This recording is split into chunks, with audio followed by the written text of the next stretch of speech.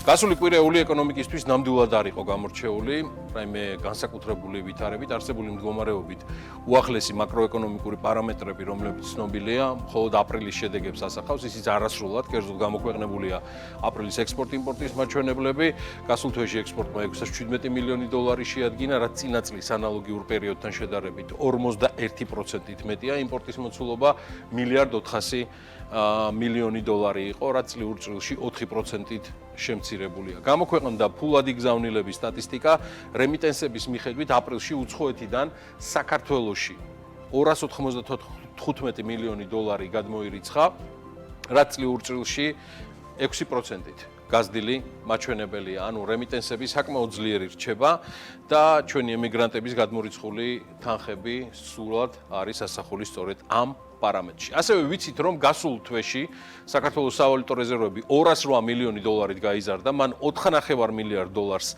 მიაღწია და გასულ თვეში სავალუტო რეზერვების ზრდის ძირითადი განმაპირობებელი მიზეზი ეროვნული ბანკის მიერ ვალუტის შესყიდვა გახდა, რომელიც ავარაუდოდ დაახლოებით 150-160 მილიონის ფარგლებში იყო.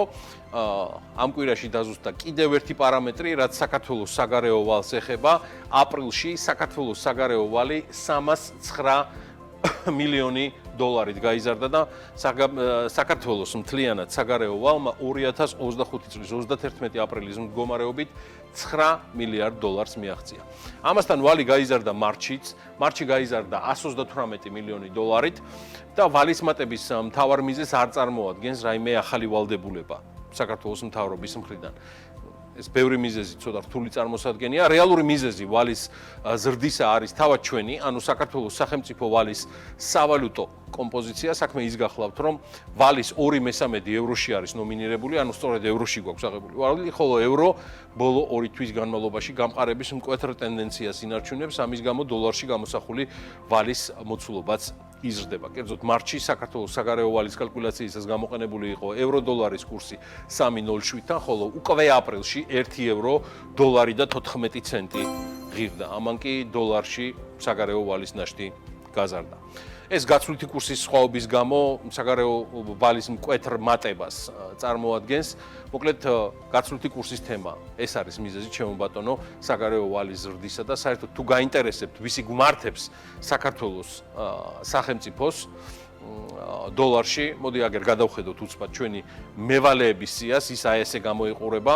აქ არის საუბარი კრედიტორებზე. თავისი შესაბამისი ვალდებულებით მთავარი არის აზიის განვითარების ბანკი, რომელიც ყველაზე მეტი გვმართებს და ძირითადად ეს ყველაფერი ინფრასტრუქტურულ პროექტებში არის ინვესტირებული 2 მილიარდ 384 მილიონი. მეორე ადგილზე არის მსოფლიო ბანკის ჯგუფი 2 მილიარდ 171, EIB ევროპის საინვესტიციო ბანკი 1 მილიარდ 168, საფრანგეთის განვითარების ფონდის AFD-ს 827 მილიონი.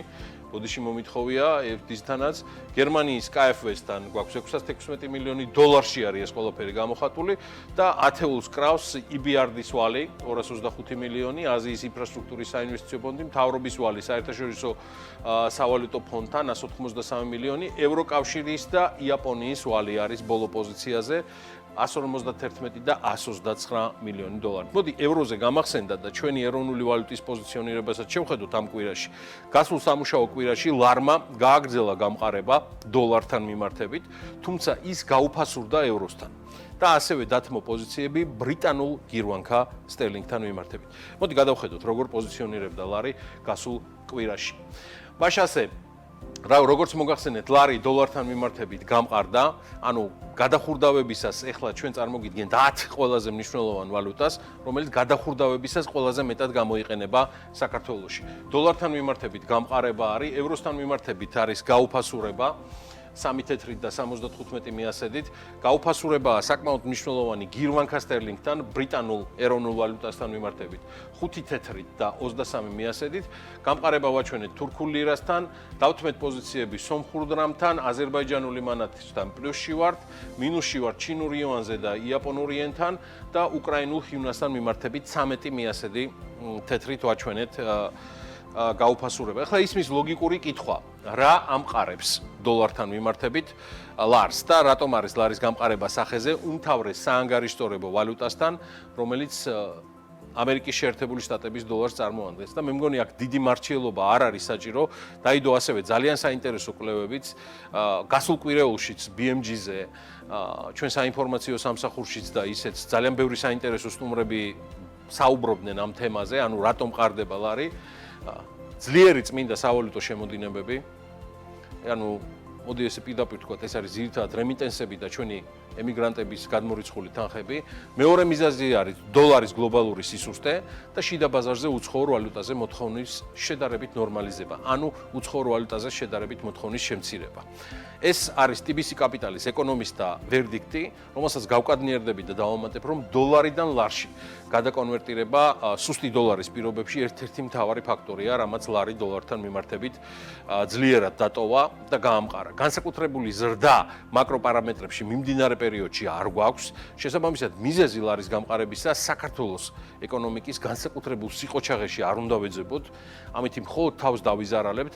არა, მიზეზი რის გამოც ლარმა პოზიციები დოლართან მიმართებით შეინარჩუნა და მეტიც გამყარდა, არის თავად დოლარის სისუსტე, რამაც ბაზარს ლარში კონვერტირებისკენ უბიძგა. თორემ აგერ შევხედოთ ევროს, აქ ნამდვილად არ არის ანალოგიური გამყარების ტენდენციები. ის რაც დამატებით საზრუნი ექნება ასევე ირაკლი ყობახიძის გუნდს, რომელიც პერსონალიებს ხელისუფლებაში თითქმის ყველა დონეზე ცვლის, არის ზოგადად საბიუჯეტო ხარჯები და ასევე შტატგარეშე თანამშრომლები, რომელზეც ცალკე ინფორმაცია გასულ კვირეულში გამოქვეყნდა 2025 წლის პირველ კვარტალში. საქართველოს მთავრობამ აი ამ შტატგარეშე თანამშრომლების ანაზღაურებაზე რეკორდული აწუყვე 153 მილიონი ლარი დახარჯა. ეს 2024 წლის ანალოგიურ პერიოდთან შედარებით 28.600.000 ლარით მეტია. ამის შესახებ ბიუჯეტის შესრულების ანგარიში არის ცნობილი და წარმოდგენილი და ამასთან თავად 2024 წელს მთავრობამ შტატგარეშე მოხელეებზე მთლიანობაში 606 მილიონი ლარის ხელფასები გასცა. თანაც ყოველწლიურად ამ კატეგორიის დასაქმებულთა ანაზღაურებები მზარდ ტენდენციას ინარჩუნებს. შესაბამისად, მოსალოდნელია, რომ წელს ის კიდევ გაიზარდოს. ეს არის შარშანდელი წლიური დანახარჯი ბიუჯეტიდან. რაც შეეხება შტატიან თანამშრომლებს, მათი ხელფასები 685 მილიონ ლარში ადგენდა და წინა წლის ანალოგიურ პერიოდთან შედარებით ეს თანხა 95 მილიონი ლარით არის გაზრდილი. საჯარო მოხელეებისგან განსხვავებით, მეგობრებო, ხელშეკრულებით დასაქმების შემთხვევაში მოქმედებს უფრო მარტივი შესარჩევი პროცესი და ხშირ შემთხვევაში ამ არასაშტატო ადამიანების თუ პერსონალიების თუ ტიპების დანიშნულება და მოვალეობაც არის აბსოლუტურად ბუნდოვნად გაწერილი. ეს კი თავის მხრივ ამ კატეგორიის დასაქმების კორუფციულ რისკებს ზრდის. ამ თემას ჩვენ ცალკე მიუბრუნდებით დამდეგ კვირეულში. გასულ სამუშაო კვირაში ამერიკული საფონდო ბირჟებისთვის გასული სამუშაო კვირეული იყო ნეგატიური, რადგან Dow Jones-ის, Nasdaq-ის და S&P 500-ის აქციებიც მინუსში გავიდნენ, გავასაშუალოეთ ჩვენ მონაცემები და -1%-ით შეცვლიდა საშუალოდ მათი ღირებულება. ევროკავშირშიც საკმაოდ მძიმე ვითარება იყო დასაწყისში, მაგრამ საბოლოო ჯამში ის კვირის ბოლოსკენ გაპოზიტიურდა და 0.5%-ით STOXX 600-ის, ანუ ევროპის ფლაგმანურმა ინდექსმა, რომელიც უმსხვილეს ევროპულ კომპანიებს აერთიანებს, მან კვირეული ჩახურა მაინც პოზიტივში. არასახარბიელო შედეგი დადო იაპონურმა Nikkei 225-მა, რომელიც 1%-ით დაეცა და რაც შეეხება ენერგეტიკულ ბირჟას, Brent-ის მარკის ნავთობის ფასი $64 ფარგლებშია ხედავთ, WTI 61-ზე და ურალსი 58-ის ფარგლებში ტრიალებს. ბუნებრივი აირის შემთხვევაში ევროკავშირის მასშტაბით მეგავატ საათი ენერგიის ფასი 36 ევროზეა, ეს არის 4%-იანი მატება და ეს ზრდა მოხმარების და დაგროვების გარკვეულ მოლოდინებიდან არის გამოწვეული. ოქრომდადო მორიგი ახალი რეკორდი მარტო გასული კვირის განმავლობაში 3.5%-ით გაიზარდა და 1 უნცია მეტალის ფასი უკვე $3,330-ზეა. სამაგიეროდ მინდა გითხრათ, რომ განსხვავებით ამერიკული ბირჟებისგან, რომლებსაც არ ქონდათ მთლად წარმატებული გასული კვირეული, პოზიტივში ჩახურეს ქართული წარმომავლობის საერთაშორისო კომპანიებმა აქციების კოტირება ლონდონის საფონდო ბირჟაზე. საქართველოს ბანკის ჯგუფის Lion Finance Group-ის აქციების ფასი, უბრალოდ ტიკერი კვლავ ძველია BGO, თორე BGOS ჯგუფმა შეიცვალა სახელი და მას Lion Finance Group იქვია, აჩვენა 5%-იანი ზრდა, კაპიტალიზაცია არის უკვე 3 მილიარდ 280 მილიონზე, 6 თვეში მათი ზრდა აქციების არის თითქმის 37% და თითო აქციის ფასი ახლა ამჟამად უახლოვდება 67 გირვანქა სტერლინგს.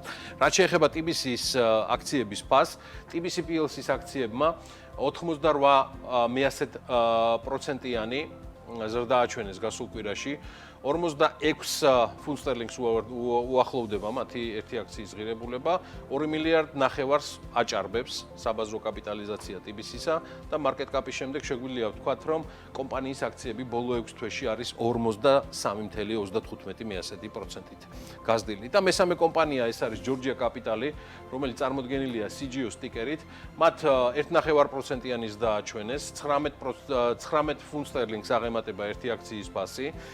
CGO-ს სტიკერით Georgia Capital-ის მარკეტ კაპი 886 მილიონზეა, 62%-ზე არის 6 თვეში გაზრდილი საქართველოს კაპიტალის აქციების ფასი. სოციალიზმის გაგიკვირდებათ და საქართველოს იყო მოხსენიებული, მაგალითად ერთ-ერთი ყველაზე გავლენიანი და გლობალური საინვესტიციო ბანკის JP Morgan-ის მიერ გამოქვეყნებულ პირველ გეოპოლიტიკურ ანგარიშში მოხსენიებული ნაკლებად. მე უფრო ვიტყოდი, რომ დასათაურებული ვიყავით, რაც კიდევ ერთხელ ადასტურებს, რომ საქართველოს და მისი ეკონომიკა, მით უმეტეს გეოპოლიტიკურ, ასე ვთქვათ, ჩვენს მანევრებს საკმაოდ აქტიურად აკვირდებიან მსოფლიოში, აკვირდებიან წამყვანი საფინანსო ინსტიტუტებიც და აკვირდებიან მსოფლიოს მთავრობები.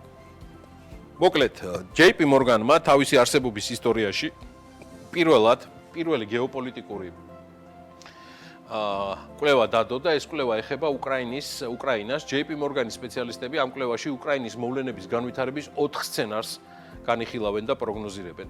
და პირველ სცენარს ქვია საქართველოს სცენარი, მეორეს დაარქვეს ისრაელის სცენარი და მესამე სამხრეთ კორეის სცენარი, ხოლო მეოთხე უკვე ბელორუსის ან ბელორუსეთის სცენარი. სხვათა შორის JP Morgan-ის სპეციალისტებმა საქართველოს სცენარით უკრაინაში მოვლენების განვითარება ყველაზე რეალისტურად მიიჩნიეს და ბელორუსის სცენარი ყველაზე მძიმე ვერსიად არის შეფასებული. მაგრამ მოდი ჩავშალოთ დეტალებში, მით უმეტეს უმძიმესი ღამე ჰქონდა უკრაინას, 300-ზე მეტი ჭურვი და დრონი იყო გაშვებული გუშინ უკრაინის მიმართებით რუსეთის ფედერაციისგან, რასაც ასევე მოყვა მსხვერპლი. დაუბრუნდა JP Morgan-ის კვლევას. JP Morgan Chase-ის ანალიტიკოსები თანხმდებიან, რომ კონფლიქტი დასრულების ფაზაშია შესული.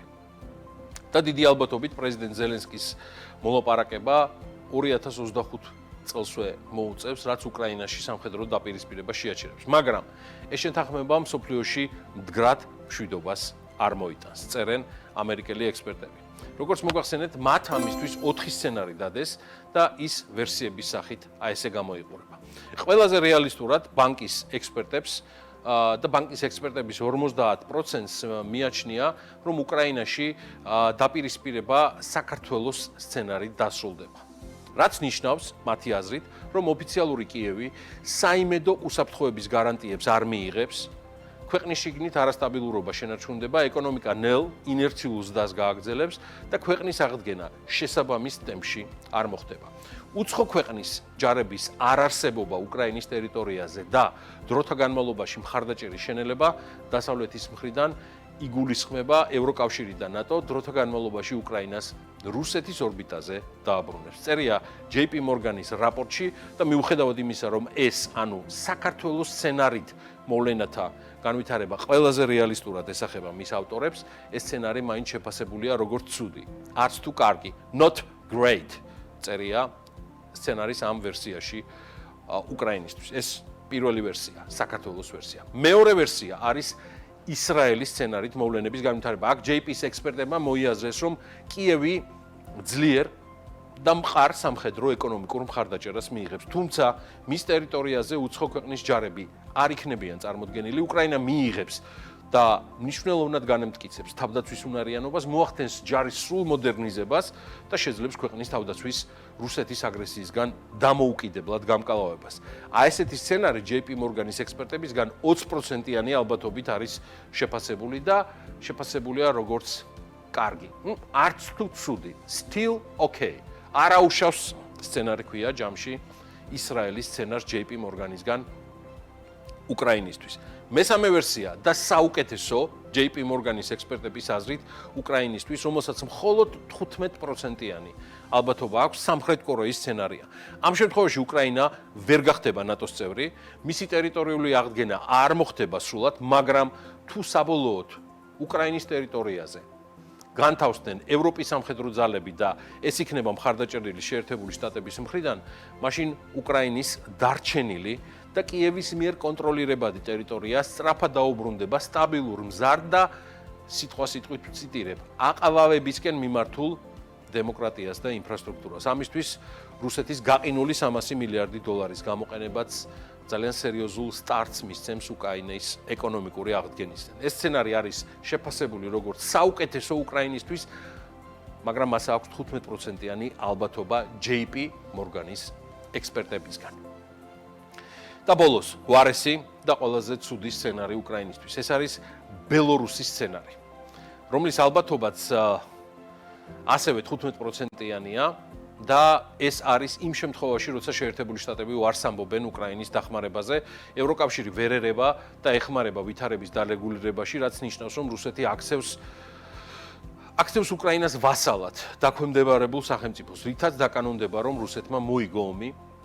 იდეაში დაშალა დასავლეთის ერთგვარი კოალიცია და კონტურები ამ კონტინენტზე და შეცვალა მსოფლიო წესრიგი, რომელიც კონკრეტული კონტურებით იყო გადანაწილებული მეორე მსოფლიო ომის შემდეგ. აი, სულ ეს არის და ესე მოხდა საქართველოს JP Morgan-ის ანალიტიკაში და პირველ გეოპოლიტიკურ კვლევაში. მე არანაირად არ მახარებს, რომ საქართველოსთან დაკავშირებული ალეგორია როგორც ცუდი, ანუ not okay სცენარით არის წარმოდგენილი, ეს ნიშნავს, რომ წამყვან ბიზნეს წრეებშიც საქართველოსთან დაკავშირებით ერთგვარი მძიმე აზრი აქვთ ჩამოყალიბებული და დანარჩენი რამდენად გამართლდება ამ 4 სცენარიდან რომელიმე, ეს ყველაფერი გამოჩნდება უახლოეს მომავალში, მათ შორის შემდეგ კვირაშიც, როცა გვეცოდინება გრძელდება თუ არა მოლაპარაკებები და აქვს თუ არა რაიმე პერსპექტივა მემორანდუმს, რომელსაც რუსული მხარე სამშვიდობო მოლაპარაკებების შემდგომი რაუნდისთვის ამზადებს. ასევე მომავალ კვირეულში ინვესტორთა ყურადღების ცენტრში კვლავ შეერთებული შტატების ფედერალური რეზერვი იქნება, რომლის ხელმძღვანელობა მონეტარულ პოლიტიკასთან დაკავშირებით კომენტარებს გააკეთებს და კიდევ გამოქვეყნდება ძალიან მნიშვნელოვანი ინფორმაცია ინვესტორებისთვის ამერიკის ეკონომიკურ ზრდასთან დაკავშირებით. ანალიტიკოსების პროგნოზით მიმდინარე წლის მეორე კვარტალში ქვეყნის მთლიანი შიდა პროდუქტის მოცულობა 0.3%-ით იქნება შემცირებული და ასევე მომავალ კვირას საჯაროვდება მეგობრებო ინფორმაცია ამერიკიდან უმუშევრობასთან, ვაჭრობასთან და სამომხმარებლო ფასების ზრდის ტემპთან დაკავშირებით. რაც შეეხება ევროკავშირს, მომავალი კვირაც ასევე საკმაოდ დატვირთული იქნება, რადგან წევრმა ქვეყნებმა ეკონომიკური ზრდის, ინფლაციის, ვაჭრობის და უმუშევრობის ახალი მონაცემები უნდა წარმოადგინონ. ამასთან მომავალი კვირა განსაკუთრებით საინტერესოა კორპორაციული სექტორისთვის, რადგან პლანეტის უმსხვილესმა კომპანიებმა თავიანთი ფინანსური შედეგები უნდა წარმოადგინონ. მათ შორის იქნება Nvidia, Salesforce, Hewlett Packard, Dell, Costco, Marvell, Li Auto და Pinduoduo. მოკლედ, ეს არის ერთ-ერთი ყველაზე მნიშვნელოვანი თემა, რომელიც ბირჟებზე გარკვეულ ტრენდებს შექმნის. რაც შეეხება საქართველოს სტატისტიკის ეროვნული სამსახურის მიერ შემდეგ კვირაში გასაჯაროვდება შემდეგი ინფორმაციები, ეს არის ყოველთვიური ენერგეტიკული სტატისტიკის მაჩვენებლები, ეს იქნება მარტის მდგომარეობით მიმდინარე წლისა, აბსოლუტური სიღარიბის მაჩვენებლები, მთლიანობაში 2024 წელი, სისხლის სამართლის სტატისტიკის მაჩვენებლები, აპრილის მდგომარეობით და საწარმოთა ინოვაციური აქტივობის გამოკვლევის შედეგები. ასევე ხო, ადგილობრივი ტურიზმის სტატისტიკასაც დაველოდებით მიმდინარე წლის პირველ კვარტალთან დაკავშირებით, ზრდის ტენდენციების წინასწარი შეფასება ეკონომიკური სტატისტიკის მაჩვენებლებიც ასევე აპრილის მდგომარეობით დაიდება.